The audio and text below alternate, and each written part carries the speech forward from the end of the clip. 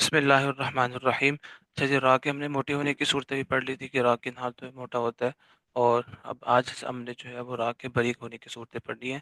تو را کی جو باریک ہونے کی صورتیں یہاں پر لکھی ہیں وہ 7 ہیں کہ را کے نیچے زیر ہو تو را باریک ہوتی ہے، جیسے القارعۃ، ٹھیک ہے، مل قارعہ، ٹھیک ہے۔ تو را کے نیچے اگر زیر ہو تو را باریک ہوتی ہے۔ اس طریقے سے را پر شد ہو اور پھر اس کے نیچے زیر لگی ہو تو پھر بھی وہی حکم ہے، شد کی وجہ سے جو ہے اس کو الگ اس لیے لکھ دیا تاکہ آپ لوگ کو جو ہے وہ کوئی مشکل نہ ہو۔ اس کے بعد ہے را ساکن ہو، اس سے پہلے والے حرف پر زیر ہو، جیسے وستغفر، جیسے فرعون، ٹھیک ہے جی۔ تو یہ وہی صورتیں ہیں جو آپ نے را کے موٹے ہونے کی پڑھی تھی کہ را کے اوپر زبر یا پیش ہو تو را موٹا ہوتا ہے۔ یہاں پر آپ نے پڑھ لی کہ را کے نیچے زیر ہو تو باریک ہوتا ہے، وہاں پر اتنے را پر شد ہو، زبر اور پیش ہو تو موٹا ہوتا ہے، یہاں پر اتنے را پر شد ہو تو زیر ہو تو باریک ہوتا ہے۔ پھر وہاں پر اتنے را ساکن ہو، اس سے پہلے زبر یا پیش ہو تو موٹا ہوتا ہے، یہاں پر لی را ساکن ہو، اس سے پہلے والے حرف پر زیر ہو تو باریک ہوتا ہے۔ اسی طریقے سے وہاں آپ نے پڑھی تھی را ساکن ہو، اس سے پہلے والا حرف بھی ساکن ہو اور اس سے پہلے والے حرف پر زبر یا پیش ہو تو موٹا ہوتا ہے۔ یہاں پر بھی آپ سیم ویسے ہی پڑھیں گے، را ساکن ہو، اس سے پہلے والے حرف پر بھی ساکن ہو تو اس سے پہلے والے حرف کو دیکھیں گے، اگر اس پر زیر ہے تو را کو باریک پڑھ دیں گے، ٹھیک ہے۔ تو وہی یہاں تک تو وہی صورتیں ہیں۔ اگلی صورت یہ ہے کہ را ساکن ہو، اس سے پہلے والے حرف بھی ساکن ہو اور اس سے پہلے والے حرف پر زیر ہو تو را کو باریک پڑھا جائے گا، اور یہ وقف والی صورت ہے، جیسے ہجر، ہجر، اور ولا بکر، ٹھیک ہے جی۔ تو یہ را ساکن ہے، دیکھیں اس سے پہلے کاف بھی ساکن ہے اور اس سے پہلے با آ رہا ہے، اس کے نیچے زیر ہے تو اس وجہ سے را کو ہم نے باریک پڑھا۔ اس کے بعد یہ اگلی صورت آ گئی ہے، را ساکن ہو، اس سے پہلے یا بھی ساکن ہو، ٹھیک ہے بھائی، را ساکن ہو، اس سے پہلے یا بھی ساکن ہو تو پھر اس صورت کے اندر ہم را کو باریک پڑھیں گے، ٹھیک ہے۔ اب ہم اس سے پہلے والے حرف کی طرف نہیں جائیں گے، ٹھیک ہے بھائی۔ یہ صورت سمجھ آئی آپ سب کو؟ ہم نے پڑھا تھا کہ را ساکن ہو، اس سے پہلے کوئی حرف ساکن ہو اور اس سے پہلے والے پھر ہم حرف کو دیکھتے ہیں، لیکن اگر را ساکن سے پہلے یا ساکن آ جائے تو پھر ہم نے جو ہے وہ کسی اس سے پہلے والے حرف کو نہیں دیکھنا، ٹھیک ہے بھائی۔ پھر ہم نے را کو جو ہے وہ باریک پڑھنا ہے، جیسے خیر، خیر، ٹھیک ہے، قدیر، قدیر، خبیر، خبیر، سمجھ آئی بات کی؟ جی استاد جی۔ باقی بھی بتاؤ بھائی، جی جی ٹھیک ہے، جی آسان جی سی صورت ہے، استاد جی سمجھ شاباش۔ اس صورت میں یا ساکن سے پہلے جو بھی حرکت ہو، زبر، زیر، پیش ہو، اس کو نہیں دیکھیں گے۔ اگر اس کو ملا کر پڑھنا ہو تو پھر جو را پر جو اعراب لگا ہوگا اس کے مطابق پڑھیں گے، ٹھیک ہو گیا بھائی؟ اس کے مطابق پڑھیں گے، نہیں اگر آپ نے یہاں وقف نہیں کر رہے تو پھر ہم جو ہے پھر یا کا اعتبار نہیں کریں گے، پھر جو را کے اوپر اگر پیش لگی ہوگی تو موٹا پڑھیں گے، زیر لگی ہوگی تو باریک پڑھیں گے۔ یہ اس صورت کی بات ہو رہی ہے جب ہم یہاں پر وقف کریں، ٹھیک ہے۔ پھر جب را ساکن کر دیں ہم، اس کے بعد پھر جو ہے وہ پھر شروع میں اگر یا ہے، اس سے پہلے یا ہے تو پھر را باریک ہوگی، لیکن اگر ہم اس کو اگلی آیت کے ساتھ ملا کر پڑھیں تو پھر ہمیں جو را پر جو زبر یا زیر لگی ہوگی اسی کے اعتبار سے مطابق را کو موٹا یا باریک پڑھیں گے۔ اس کے بعد ہے، اگر را پر زیر ہو تو وقف کرتے وقت اس زیر کا اعتبار نہیں ہوگا، بلکہ جو حرکت اس سے پہلے والے حرف پر ہوگی اسی کا اعتبار ہوگا۔ سمجھ آئی بات کی؟ کہ اگر را پر زیر ہے تو وقف کرتے وقت اس زیر کا ہم اعتبار نہیں کریں گے کہ بھئی وقف ہے تو اس را کے نیچے زیر لگی تو اس کو باریک پڑھ دو، نہیں۔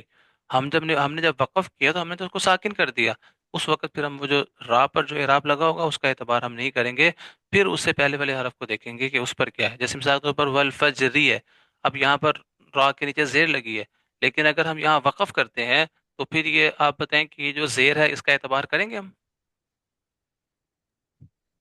جی نہیں نہیں کریں گے، نہیں ٹھیک استاد۔ ہے، کیونکہ ہم نے اس زیر کو پڑھا ہی نہیں۔ اگر ہم اس زیر کو پڑھتے تو ہم اس کا اعتبار کرتے ہیں نا، ہم نے تو زیر پڑھی نہیں، ہم نے تو را کو ساکن کر دیا۔ جب را کو ساکن کر دیا تو پھر وہی قاعدہ لگے گا کہ اس سے پہلے والے حرف کو دیکھیں گے۔ اور اسی طریقے سے والفجر، ٹھیک ہے، تو یہاں را موٹا ہو رہا ہے، ولیال عشر، یہاں پر بھی را موٹا ہوگا۔ اس لیے وقف میں حرکت کو ساکن کرتے وقت کرتے ہیں اور اس وقت پہلے والی حرکت کا اعتبار کرتے ہیں، لیکن جب اگلی آیت کے ساتھ ملا کر پڑھیں گے تو پھر اسی حرف کے اعراب کا اعراب جو ہے وہ اس حرف کے اعراب کا اعتبار کریں گے، ٹھیک ہے۔ اب اگر جو ہے وہ والفجری کو اگر اگلی والی آیت کے ساتھ ملا کر پڑھیں گے تو پھر اس را کو باریک پڑھیں گے، پھر پڑھیں گے والفجر ولیال عشر، ٹھیک ہے، والفجری وليال عشر، ٹھیک ہے جی. تو اس صورت میں ہم نے جو ہے وہ اب را کی جو کہ زیر کو پڑھا، تو ہم نے را کی حرکت، را کا جو اعراب تھا اس کو ہم نے پڑھا، تو اب را کو ہم نے بریک کر دیا. آگے ہے را ساکن، اس سے پہلے زیر ہو اور اس کے بعد اگلے کلمے میں موٹے حروف میں سے کوئی حرف آ جائے، تو اس موٹے حرف کا اعتبار نہیں ہوگا، بلکہ را کے پہلے زیر کا ہی اعتبار ہوگا. یہ بات سمجھ میں آئی آپ کو بھائی؟ ہم نے پڑھا جی تھا پچھلے سبق کے اندر کہ جی صحیح. را ساکن ہو، ٹھیک ہے، اور اس سے پہلے زیر ہو، ٹھیک ہے، اگرچہ زیر ہی کیوں نہ ہو، لیکن اگر متصل اسی کلمے میں موٹے حروف میں سے کوئی حرف آ جائے اور اس پر زبر ہو، تو را کو کیا پڑھیں گے؟ کیا پڑھیں گے را کو پھر؟ مطلب موٹا پڑھیں مطلب گے نا. پڑھیں گے.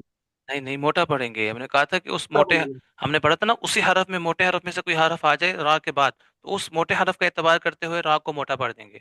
جی جی. ٹھیک ہے. یہاں پر یہاں پر صورت اور ہے. یہاں پر جو موٹا حرف آ رہا ہے وہ اگلے حرف، اگلے لفظ میں آ رہا ہے. بات سمجھ میں آئی؟ اس وجہ سے یہاں پر ہم موٹے حرف کا اعتبار نہیں کر رہے. پچھلے والے سبق میں کیا تھا کہ موٹا موٹا حرف کس میں تھا؟ پہلے آ رہا. اسی لفظ میں تھا. ٹھیک ہے، اسی لفظ کے اندر تھا، اس وجہ سے ہم نے اس کا اعتبار کیا تھا. یہاں پر جو موٹا حرف آ رہا ہے وہ اگلے لفظ کے اندر آ رہا ہے. جیسے دیکھیں انذر قومک، تو انذر الگ کلمہ ہے، قومک الگ کلمہ ہے. بات سمجھ میں آئی؟ دیکھیں فصبر، یہاں جی پر جو ہے وہ فصبر یہ الگ کلمہ ہے، صبرن یہ الگ کلمہ ہے. ٹھیک ہے. اس وجہ سے ہم نے جو ہے وہ اس موٹے حرف کا اعتبار نہیں کیا، اور جبکہ ہم نے یہاں پر یہ جو را کے سے پہلے والے حرف پر زیر لگی اس کا اعتبار کیا. جبکہ اوپر جو ہم نے پڑھا تھا اس سبق کے اندر، یہاں پر دیکھیں فرقاتن، یہاں پر دیکھیں یہ پورا ایک کلمہ ہے کہ نہیں؟ جی جی. ٹھیک ہے، ایک کلمہ ہے نا. تو اسی کلمے میں یہ جو ہے نا موٹے حرف میں سے کوئی حرف آ گیا تھا اور اس پر زبر تھی. اس وجہ سے ہم نے جو ہے وہ اس موٹے حرف کا اعتبار کرتے ہوئے اس را کو موٹا پڑھا. سمجھ میں آ گئی دونوں صورتیں؟ سمجھ آئی؟ جی استاد جی. جی استاد یہ جی. یہ دہرائیں گے. آصف مبین بھائی آپ یہ بات دہرائیں جو میں نے سمجھائی ہے، اس بات کو دہرائیں ذرا، تاکہ مجھے بھی پتہ لگے سمجھ آئیے کہ نہیں.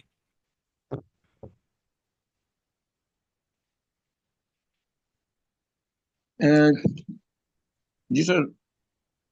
جو بات میں نے بھی آ، سمجھائی ہے اس کو سمجھائیں ذرا، کہ جی را ساکن ہو، جیسے اس کے بعد اسی جی کلمے میں موٹے حرف میں سے آ جائے اور اگلے جی کلمے میں آ جائے تو پھر کیا کریں گے وہ سمجھائیں ذرا. جی. اس میں جیسے آپ نے یہ بڑی اچھی اگزامپل دی ہے، اسی سے اگر میں دیکھوں کہ اس میں جیسے انذر قومک، اب اس میں جو را ساکن ہے اس سے پہلے زیر ہے اور اس کے بعد موٹا لفظ ہے جیسے کاف جو ہے. ٹھیک تو ہے. اب اس صورت میں چونکہ یہ بعد میں آئے ہیں اور اس سے پہلے تو ہم اس والی صورتحال میں جو را ہے وہ موٹا نہیں پڑھیں گے، باریک پڑھیں گے. کیوں پڑھیں گے؟ یہ تو پوچھ رہا ہوں کیوں پڑھیں گے؟ یہاں پر موٹے حرف کا اعتبار کیوں نہیں کیا آپ نے؟ اس کے بعد موٹا حرف آ تو رہا ہاں اس کے بعد آ رہا ہے نا، پہلے نہیں نہ آ رہا ہے، ہے اس تو کے بعد پہلے، آ رہا ہے. نہیں پہلے کا تو ہم نے پڑھا ہی نہیں ہے. ہم تو بعد کی بات ہی کر رہے ہیں. تو اوپر ہم نے جو موٹی صورتیں پڑھی تھی وہاں پر بھی بعد میں ہی آ رہا تھا، را کے بعد ہی. یہاں پر بھی بعد میں آ رہا ہے.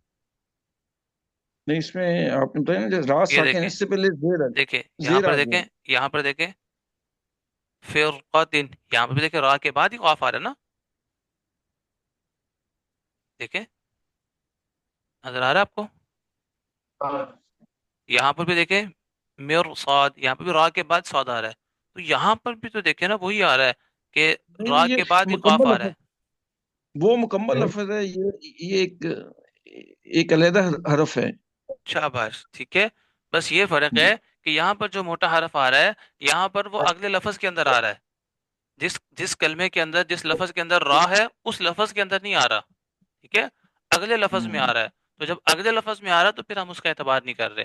جبکہ اوپر والی جو مثال تھی جہاں پر ہم نے کہا تھا موٹا پڑھنا ہے، وہاں پر اسی لفظ کے اندر جو ہے وہ جس میں را تھا اسی لفظ کے اندر اس کے بعد قاف آ رہا تھا. سمجھ آئی بات کی؟